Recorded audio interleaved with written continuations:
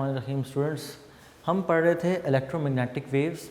Last जो हमने कल टॉपिक किया था उसके अंदर हमने सीखा कि किस तरह से हमने सिर्फ एक प्रिंसिपल छोटा सा सीखा कि changing electric field produces a magnetic field and changing magnetic field produces N electric field.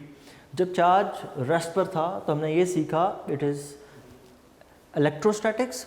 And in this case हमने ये बात देखी कि यहाँ पर जब चार्ज रेस्ट पर था तो इसके पास सिर्फ और सिर्फ एक ही चीज़ थी and that was it's electric field. फिर हमने इसी तरह मैग्नेट को देखा, हमने मैग्नेटिक फ्लक्स फाइंड किया एक सिंगल मैग्नेट से, तो हमें वहाँ से पता चलता है phi flux is equal to 0। तो आज इन्हीं रिजल्ट्स को कंक्लूड करते जाएंगे और मैक्सवेल्स की जो 4 इक्वेशंस हैं उन चारों को लिखेंगे कि असल में वो 4 इक्वेशंस थी क्या। तो मैक्सवेल की पहली इक्वेशन क्या थी? Maxwell's first equation was, Maxwell की पहली इक्वेशन थी जी E A is equal to Q over epsilon naught. ठीक है, flux is equal to E dot A होता है। और वो जो आपने फाइंड किया एक सिंगल चार्ज की वजह से गॉसेस लॉ, तो वो आपने क्यू ओवर एप्सिलॉन नॉट लिखा था।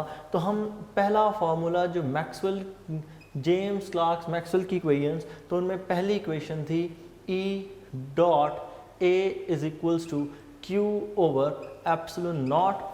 और इस फॉर्मूले को आज हम नाम क्या देते हैं? It is known as Gauss's law for electrostatics.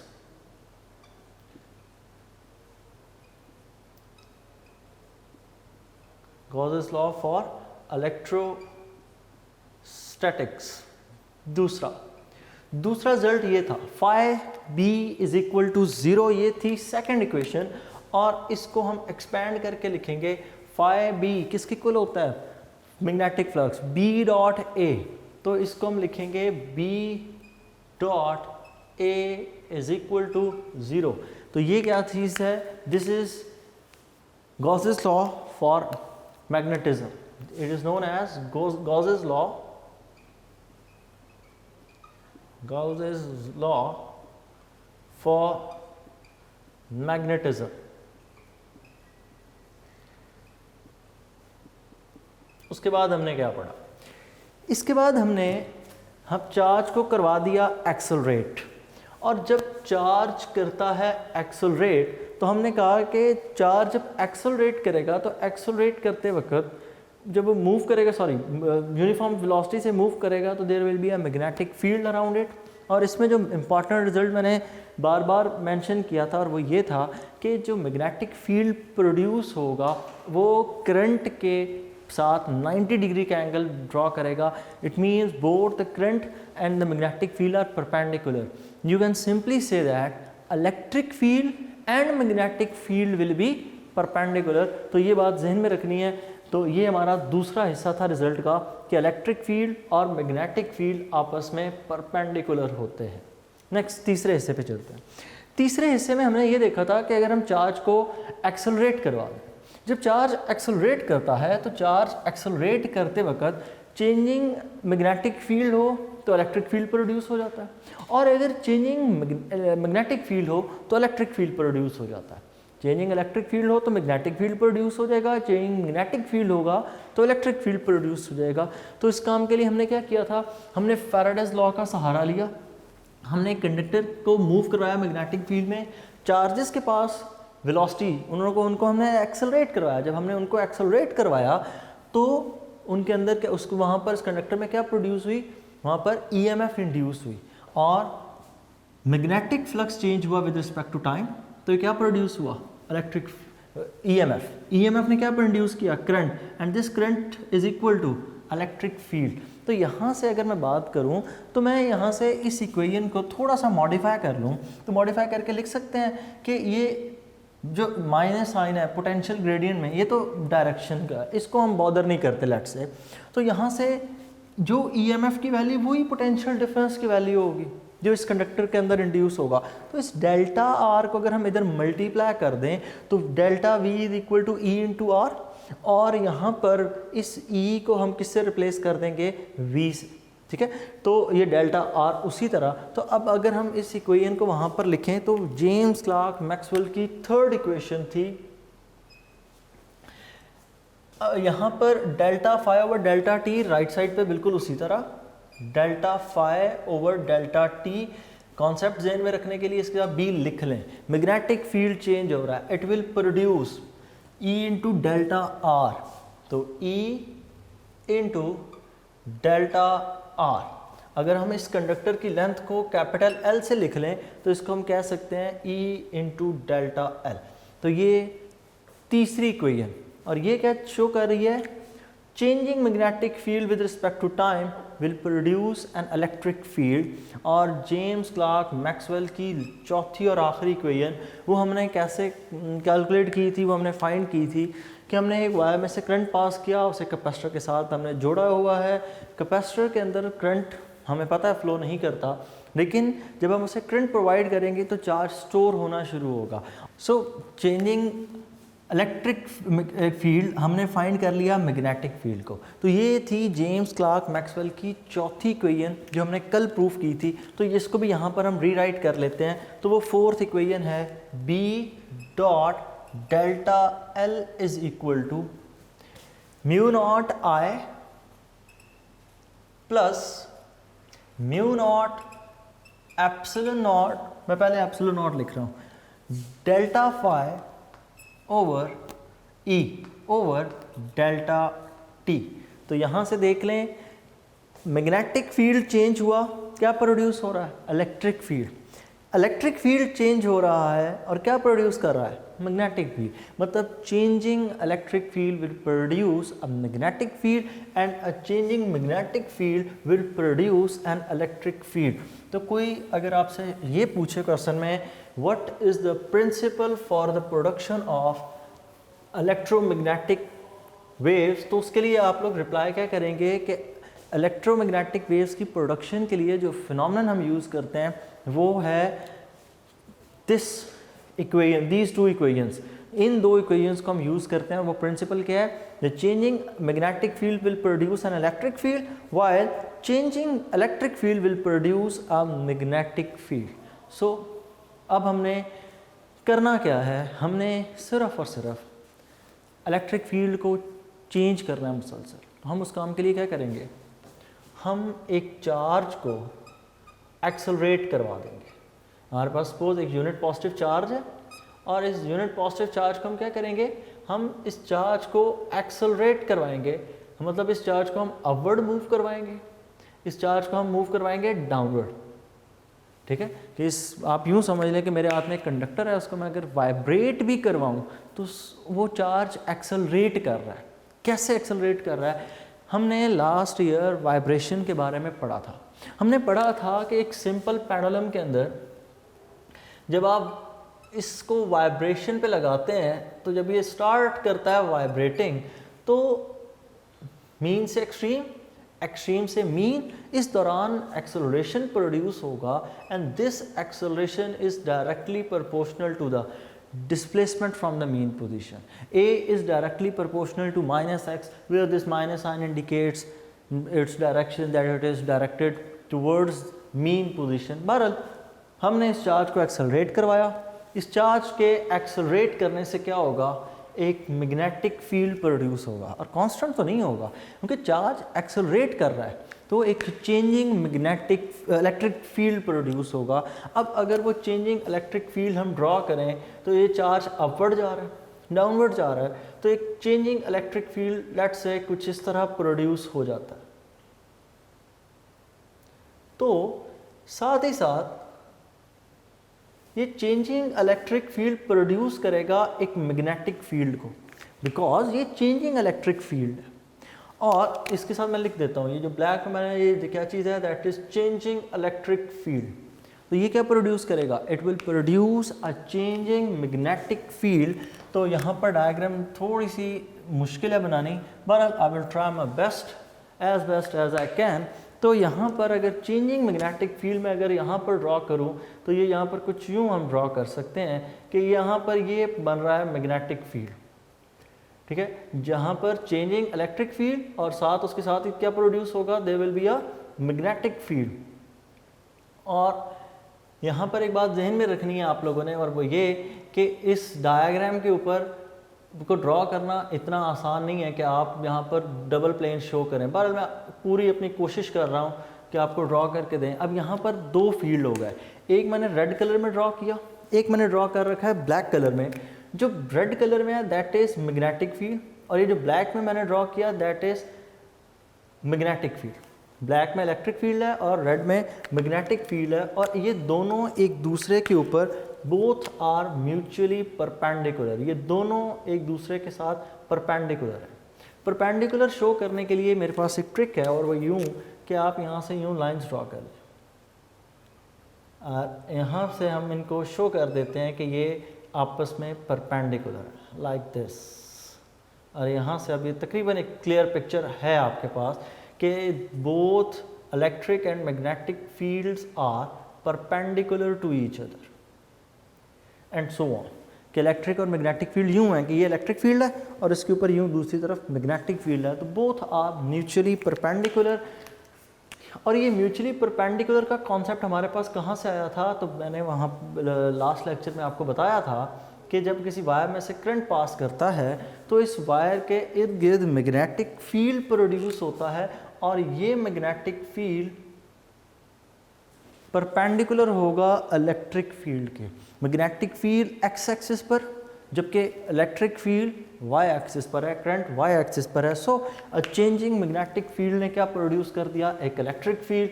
तो इस तरह हमारे पास बन गई इलेक्ट्रोमैग्नेटिक वेव्स।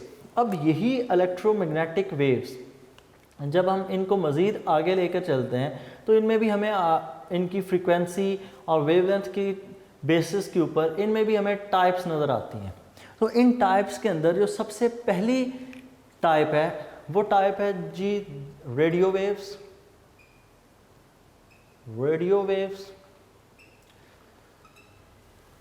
इनकी फ्रीक्वेंसी कम होती है, लोएस्ट फ्रीक्वेंसी है।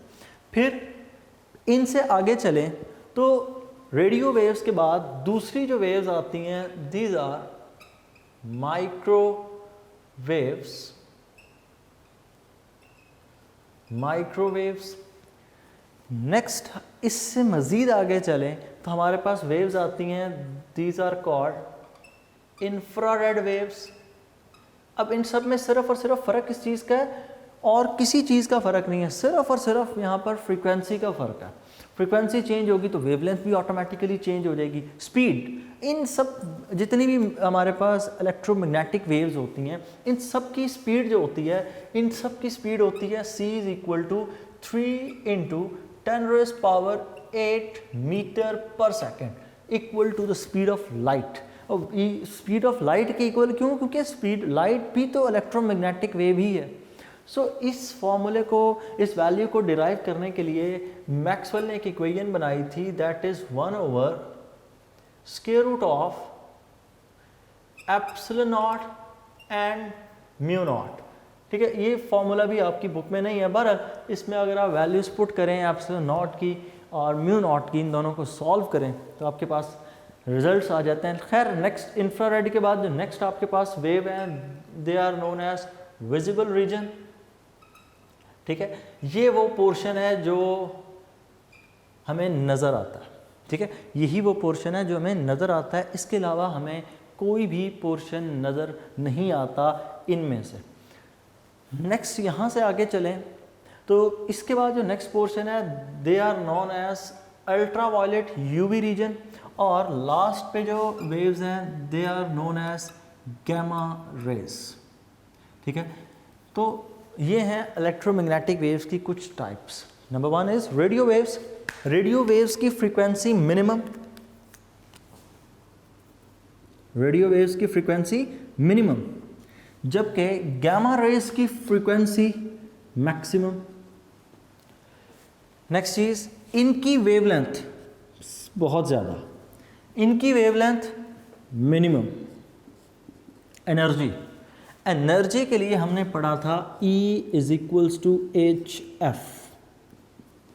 हम ये एक इक्वेशन पढ़ते हैं, this is a Planck's quantum theory, first year chemistry में भी आप पढ़ते हैं। सेकेंड ईयर फिजिक्स के अंदर चैप्टर नंबर 20 के अंदर हम इस फॉर्मूले को डिटेल से पढ़ेंगे, E = hf। सिंपल इस फॉर्मूले को अगर मैं एक्सप्लेन करूं तो मैं यूं कह सकता हूं कि energy is directly proportional to frequency, कि जितनी ज़्यादा फ्रीक्वेंसी होगी एनर्जी उतनी ज़्यादा होगी। और यहाँ से हम लिख सकते हैं E = hf where h is a constant known as Planck's constant. तो इस बात का क्लियर मतलब ये हुआ कि जब फ्रीक्वेंसी ज़्यादा होगी तो एनर्जी भी मैक्सिमम होगी, तो इनकी एनर्जी मिनिमम होती है, जबकि जैसे जैसे आप आगे चलते जाते हैं एनर्जी वैसे वैसे बढ़ती है।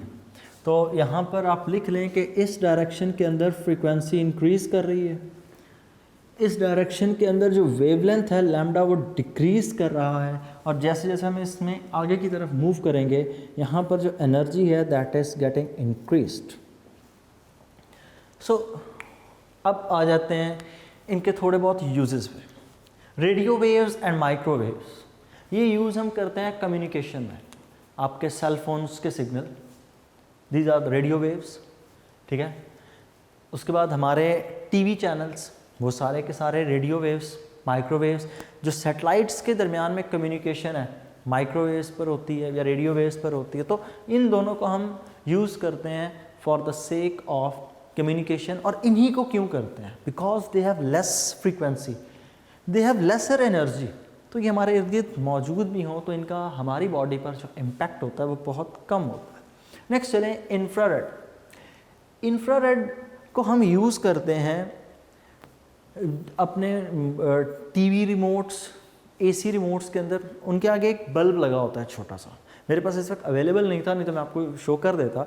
उसका बटन प्रेस करें तो आपको वो वहाँ पर किसी भी किस्म की कोई लाइट नज़र नहीं आएगी, लेकिन आप कैमरा ऑन करके और बटन प्रेस कीजिएगा, आपको कैमरा में से लाइट बाकायदा तौर पर नज़र आती है। मतलब कैमरा इस इंफ्रारेड को कैप्चर कर लेता है, लेकिन हमारा सेल फोन, हमारी जो आई है वो उसको कैप्चर नहीं कर सकती।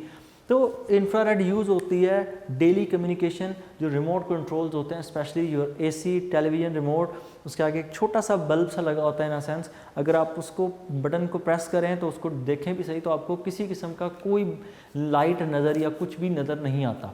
आपने करना क्या है, मोबाइल पकड़ना है हाथ में और उस बटन को प्रेस करना है कैमरा ऑन करके, तो आपको जो मोबाइल के अंदर से रिज़ल्ट मिल रहा होगा उसके अंदर आपको बाकायदा तौर पर वो लाइट नज़र आएगी।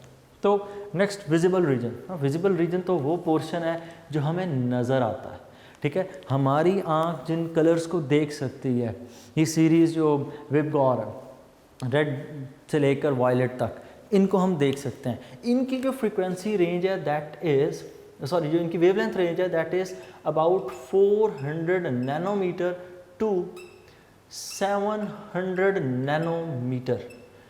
और 400 नैनोमीटर वाली जो वेवलेंथ है दैट इज़ ब्लू, और ये जो 700 नैनोमीटर है दैट इज़ रेड। मैं उसको इसी तरह लिख देता हूँ ताकि आपका कॉन्सेप्ट क्लियर रहे।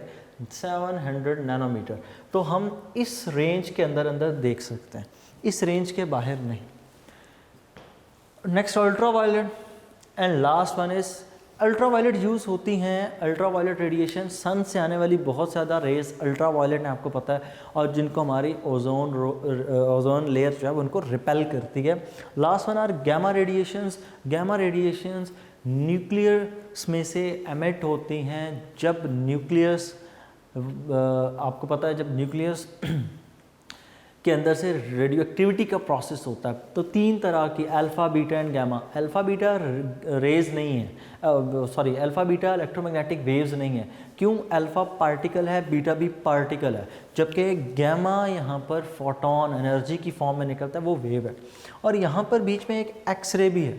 एक्सरे भी जो है ना वो भी एमिट होती है इलेक्ट्रॉन्स की ट्रांजिशन से। हम चैप्टर नंबर 20 में इसको डिटेल से पढ़ेंगे कि एक्स रेज भी जो प्रोड्यूस की जाती हैं वो इलेक्ट्रॉन की ट्रांजिशन से प्रोड्यूस की जाती हैं, जब इलेक्ट्रॉन एक शेल से दूसरे शेल में जंप करता है। पर नेक्स्ट चीज़ अब इसमें ये हो गया कि हमने इंट्रोडक्शन देख लिया तमाम तर वेव्स का। नेक्स्ट अब इनकी है ट्रांसमिशन, कि हम एक जगह से दूसरी जगह तक इनको कैसे पहुंचा सकते हैं। तो अगर हमने इनको एक जगह से दूसरी जगह पहुंचाना हो तो हम इसके लिए एक सर्किट डिज़ाइन करते हैं। सबसे पहले उस सर्किट के अंदर सबसे पहले आपने एक सोर्स रखना है अल्टरनेटिंग करंट का। वो अल्टरनेटिंग करंट का जो सोर्स है ना, वो इस चार्ज वाली फैसिलिटी को पूरा करेगा। वो इस यहाँ पर जो करंट फ्लो करवाएगा, वो इसमें से करंट फ्लो करवाएगा और इसको आपने करंट को पास करवाना है एक सॉलिनॉइड यहाँ पर आप लगा दें लेट से, ठीक है। एक कॉयल यहाँ पर हम यूँ लगा देते हैं और इसको यहाँ से सर्किट को कर देंगे क्लोज। इस जो अल्टरनेटिंग करंट की आपने फ्रीक्वेंसी रखनी है that is about 80 kilo hertz. हम इन दोनों को प्रोड्यूस करने जा रहे हैं, रेडियो एंड माइक्रोवेव्स। इन दोनों को एक जगह से दूसरी जगह ट्रांसमिट कैसे किया जाता है, तो आपने यहाँ पर 80 किलो हर्ट्ज़ फ्रीक्वेंसी रखनी है इस एसी सोर्स की, जिसकी वजह से क्या होगा, इस इंडक्टर में से कह लें, इस कॉयल में से भी 80 किलो हर्ट्ज़ की फ्रीक्वेंसी से ही वैल्यूज़ चेंज हो रही होंगी। तो इसके सामने आपने एक लगाना है एंटीना, और उस एंटीना के अंदर यहाँ पर हम एक लगाते हैं जी लेट से एंटीना, और इस एंटीना के सामने भी आपने इसी तरह एक कॉयल लगानी है इस कॉयल के बिल्कुल सामने, और ये कॉयल लेट से इट इज़ लाइक दिस। तो इस एंटीना को हम कर देते हैं ग्राउंड। तो अब होगा यूँ कि यहाँ पर होगी दोनों के दरमियान में म्यूचुअल इंडक्शन, करंट यहाँ से यहाँ इंड्यूस होगा। अब जब करंट यहाँ पर इंड्यूस होगा तो इसके अंदर जो चार्जेस हैं अपवर्ड एंड डाउनवर्ड मूव करेंगे। क्यों? देखिए यहाँ पर जो करंट है वो अपनी डायरेक्शन को बार बार चेंज कर रहा है, एक दफ़ा क्लॉकवाइज फिर एंटी क्लॉकवाइज, मतलब यहाँ से एक दफ़ा आया क्लॉकवाइज फिर यहाँ से वापसी होगी एंटी क्लॉकवाइज। जब अपनी डायरेक्शन को बार बार चेंज करेगा तो चार्ज यहाँ पर भी अपवर्ड डाउनवर्ड ऑसिलेट करेगा, और जब चार्ज ऑसिलेट करेगा it will produce an electric field, और वो चेंजिंग इलेक्ट्रिक फील्ड आगे क्या प्रोड्यूस करेगा, मैग्नेटिक फील्ड। तो यहाँ से क्या होगा, वेव्स आगे ट्रैवल करना शुरू कर देंगी, तो यहाँ से वेव्स प्रोड्यूस होना शुरू हो जाएंगी। ठीक है, इन वेव्स को ड्रॉ करने के लिए थोड़ा सा आइडिया है कि इनको थोड़ा सा हम यूँ अगर कोशिश करें तो मेरे ख्याल में इनको हम ड्रॉ करने के काबिल हो जाएंगे, अच्छी डायग्राम ड्रॉ हो जाएगी। ठीक है, यहाँ से इलेक्ट्रिक फील्ड और मैग्नेटिक फील्ड आपने प्रोड्यूस करवा दी इसके अंदर, और यहाँ पर जस्ट लाइक दिस। तो यहाँ पर आपने क्या प्रोड्यूस करवा दी, electric field and magnetic field. तो यूँ यहाँ से वेव्स प्रोड्यूस हो गई। ठीक हो गया। नेक्स्ट ये हो गई ट्रांसमिशन इनकी। अब हमने इनको करना है रिसीव। रिसीव करने के लिए यहाँ पर हम लिख देते हैं it is a setup for transmission. अब नेक्स्ट जो हमारा सेटअप है दैट इज़ फॉर रिसेप्शन। इसी सिग्नल को अब हमने आगे रिसीव करना है, तो यहाँ पर हम जो सर्किट बनाने जा रहे हैं दैट इज़ फॉर रिसेप्शन। और रिसेप्शन के अंदर हम जो फिनोमेनन यूज़ करेंगे वो will use a phenomenon of resonance. हम यहाँ पर रेजोनेंस का फिनोमेनन यूज़ करेंगे। रेजोनेंस क्या होता है, दो फ्रीक्वेंसी का मैच कर जाना। जब दो फ्रीक्वेंसीज मैच कर जाती हैं दैट इज़ कॉल्ड रेजोनेंस। एक छोटी सी एग्जांपल आपने लास्ट ईयर भी पढ़ी थी कि जब हम ब्रिज के ऊपर सोल्जर्स मार्च कर रहे होते हैं तो वो ask them to break their steps, कि सारे एक साथ कदम ना रखें ना एक साथ कदम उठाएं, वरना ब्रिज के अंदर हो सकता है कि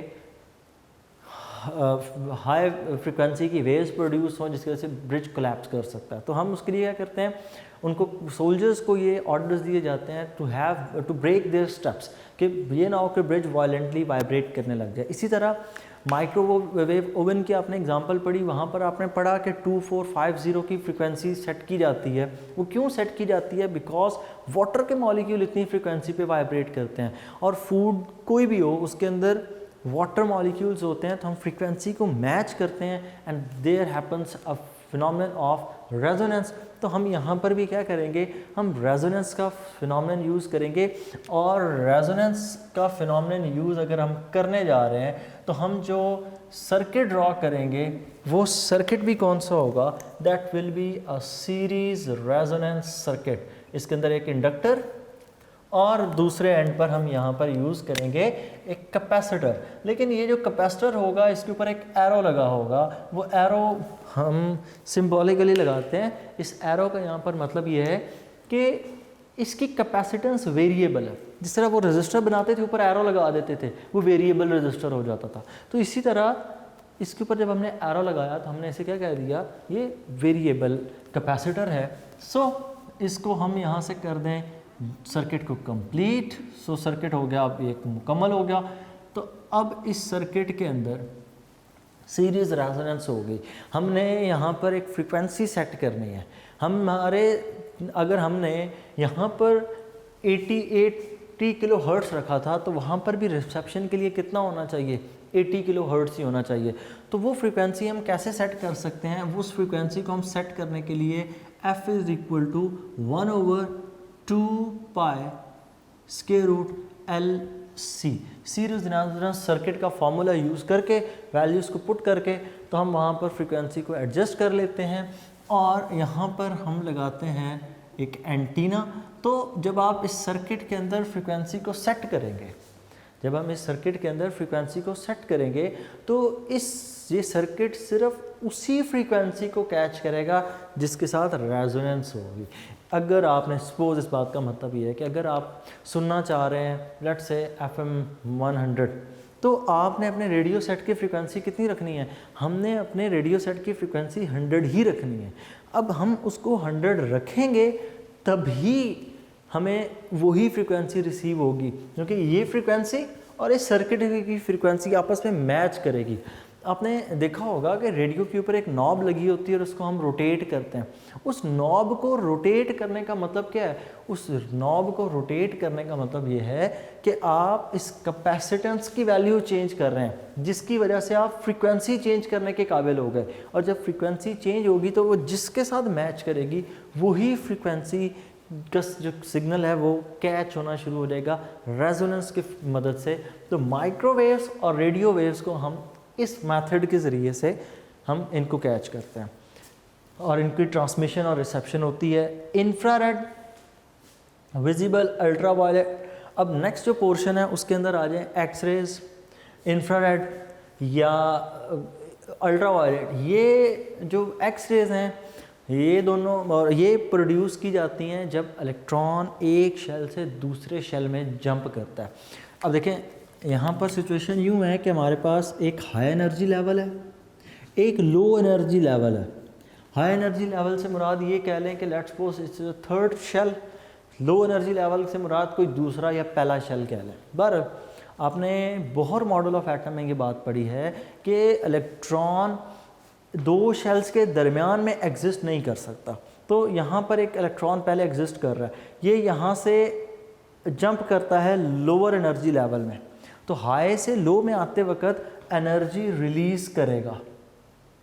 हाई से लो में आते वक्त एनर्जी को क्या करेगा, release. This energy will be equal to E is equals to HF। तो यहाँ पर जो आपके पास फोटोन एमिट होगा it will have dual character. यहाँ पर हम कहते हैं ना light has a dual character, it is a wave as well as a particle. तो dual behaviour of the light, तो मैं उस बात को प्रूफ कर देता हूँ कि how it has dual nature. तो E is equals to HF, ये एनर्जी होगी।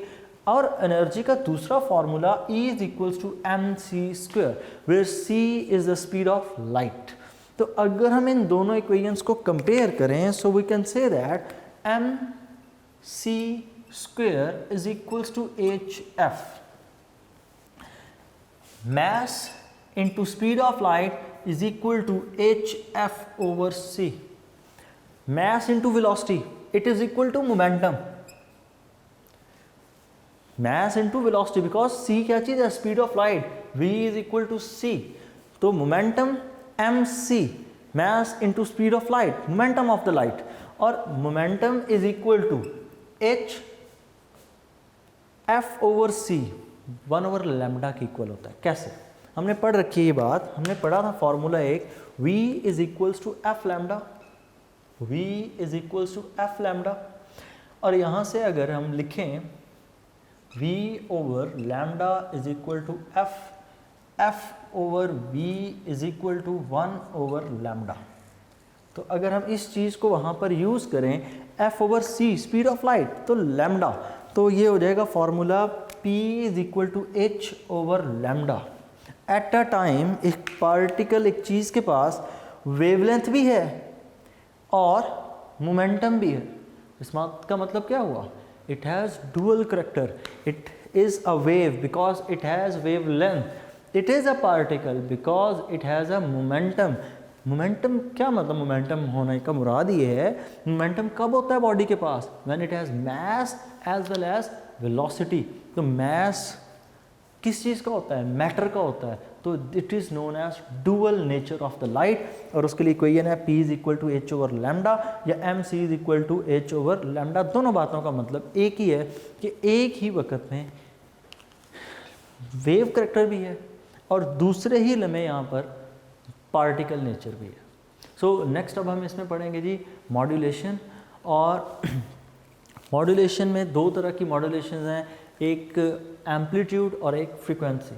बहरहाल हम एक दफ़ा फिर से ओवरव्यू आपको दे दूं कि ये चार मैक्सवेल की इक्वेशंस, इनको ऐसा सच पेपर में लिखने की ज़रूरत नहीं है, लेकिन आपको पता ज़रूर होनी चाहिए कि जब चार्ज रेस्ट पर हो या यूनिफॉर्म स्पीड से मूव कर रहा हो तो उससे आप किसी सूरत इलेक्ट्रोमैग्नेटिक वेव्स प्रोड्यूस नहीं कर सकते, और जब मैग्नेटिक फील्ड चेंज हो रहा हो तो वो इलेक्ट्रिक फील्ड प्रोड्यूस करता है। इसी तरह जब इलेक्ट्रिक फील्ड चेंज हो रहा हो तो वो मैग्नेटिक फील्ड प्रोड्यूस करता है। और इस सारी चीज़ को करने के लिए हम एक चार्ज को ऑसिलेट करवाते हैं, और जब एक चार्ज ऑसिलेट करता है तो वो इलेक्ट्रिक फील्ड प्रोड्यूस करता है, साथ ही साथ वो एक मैग्नेटिक फील्ड भी प्रोड्यूस करता है। ऑब्वियसली जब चार्ज ऑसिलेट करेगा तो एक चेंजिंग इलेक्ट्रिक फील्ड आएगा, वो चेंजिंग इलेक्ट्रिक फील्ड आगे किसको प्रोड्यूस करेगा? मैग्नेटिक फील्ड को, और वो मैग्नेटिक फील्ड आगे किसको प्रोड्यूस करेगा? इलेक्ट्रिक फील्ड को। यूँ ये वेव्स आगे ट्रैवल करना शुरू कर देती हैं। फिर हमने इसके अंदर मुख्तलिफ फ्रिक्वेंसी रेंजेस के ऊपर बात की, तो हमने radio waves, micro, infrared, visible, ultra violet, X rays, gamma rays सबको डिस्कस किया, और हमने ये कहा कि लेफ़्ट टू राइट अगर आप इस टेबल में मूव करें तो फ्रिक्वेंसी इंक्रीज़ करती है as frequency is directly proportional to energy, so energy will increase. और वेवलेंथ इनकी लेफ़्ट साइड पर जब आप गामा की तरफ मूव करेंगे from radio waves to gamma, तो एनर्जी इनकी बढ़ती है और वेवलेंथ इनकी कम हो जाती है। नेक्स्ट अब हमने इनमें जो चीज़ पढ़ी वो पढ़ी कि कैसे इस सिग्नल को ट्रांसमिट और रिसीव किया जाता है। ट्रांसमिशन के लिए हम यूज़ करते हैं एक सिंपल सर्किट जिसमें म्यूचुअल इंडक्शन का फिनोमेनन हो रहा है। हमने इस एंटीना को अलग से इसलिए लिया ताकि इसके अंदर जो चार्ज है वो अप एंड डाउन मूव करे, ऑसिलेट करे, जस्ट लाइक दिस। वो क्यों अप एंड डाउन मूव करेगा? क्योंकि हमने एक ऑल्टरनेटिंग करंट सोर्स रखा जो अपनी डायरेक्शन को एक दफ़ा क्लॉकवाइज फिर एंटी क्लॉकवाइज, तो जिसकी वजह से यहाँ पर भी जो मैग्नेटिक फील्ड होगा एक दफ़ा इंक्रीज, एक दफ़ा डिक्रीज, और फिर साथ एक तरफ इधर नॉर्थ पोल, दूसरे लम्हे नॉर्थ पोल अपनी साइड स्विच कर जाएगा। तो यूँ जब नॉर्थ और साउथ बार बार अपनी पोजीशन चेंज करेंगे तो इधर जो करंट प्रोड्यूस होगा तो चार्ज कभी अपवर्ड मूव करेगा कभी downward, so charge will start oscillate. जब चार्ज ऑसिलेट करेगा तो आपने इलेक्ट्रॉन को, एक चार्ज को वाइब्रेट करवाना स्टार्ट कर दिया, तो आपने प्रोड्यूस करवा दिया एक इलेक्ट्रिक फील्ड। और एक इलेक्ट्रिक फील्ड जब चेंज हो रहा हो तो वो क्या प्रोड्यूस करता है? Changing electric field will produce a magnetic field, और इसी तरह changing magnetic field will produce an electric field. तो दोनों एक दूसरे के हेल्प आउट करते हुए रिसेप्शन डिवाइस तक पहुंच जाएंगे। रिसेप्शन डिवाइस के अंदर अब हमने फिनोमेनन यूज़ करते हैं रेजोनेंस का। रेजोनेंस का फिनोमेनन ये है कि दो फ्रीक्वेंसीज का आपस में मैच हो जाना। जब दो फ्रीक्वेंसीज आपस में मैच हो जाती हैं तो अब वो उसको मैचिंग करवाते किस तरह? तो वो मैचिंग यूँ करवाते हैं कि हमने एक सीरीज़ रेजोनेंस सर्किट रखा।